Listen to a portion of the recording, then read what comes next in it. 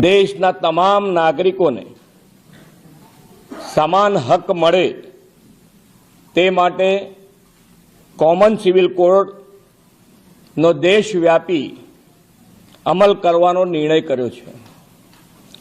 આદરણીય વડાપ્રધાન શ્રી નરેન્દ્રભાઈ મોદીની ભારતીય જનતા પાર્ટીની સરકાર જે કહેવું તે કરવું એક કાર્યમંત્રને અનુસરીને સરકાર કામ કરે છે।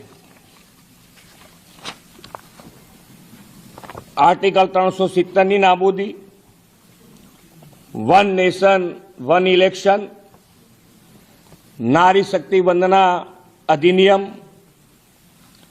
ટ્રિપલ તલાક કાનૂન વગેરે માટે જે વચનો આપવામાં આવ્યા તે એક પછી એક પૂર્ણ થઈ રહ્યા છે।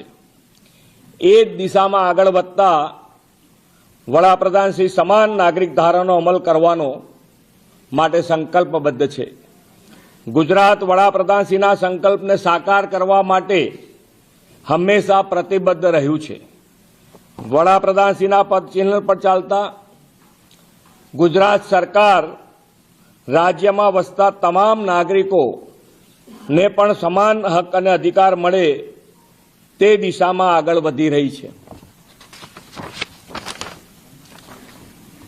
આ માટે ગુજરાતમાં કોમન સિવિલ કોડની આવશ્યકતા ચકાસવા અને કાયદા માટેનો મુસદ્દો તૈયાર કરવા સુપ્રીમ કોર્ટના નિવૃત્ત ન્યાયાધીશ શ્રીમતી રંજના દેસાઈની અધ્યક્ષતામાં એક કમિટીની રચના કરવાનો મહત્વપૂર્ણ નિર્ણય કર્યો છે।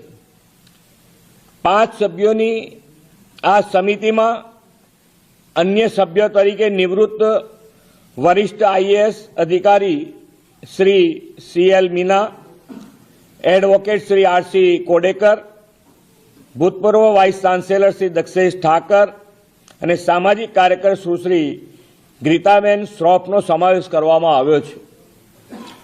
આ કમિટી તમામ પાસાઓનો સુગ્રથિત અભ્યાસ કરીને પોતાનો રિપોર્ટ 45 દિવસમાં રાજ્ય સરકારને આપશે અને રિપોર્ટના આધારે રાજ્ય સરકાર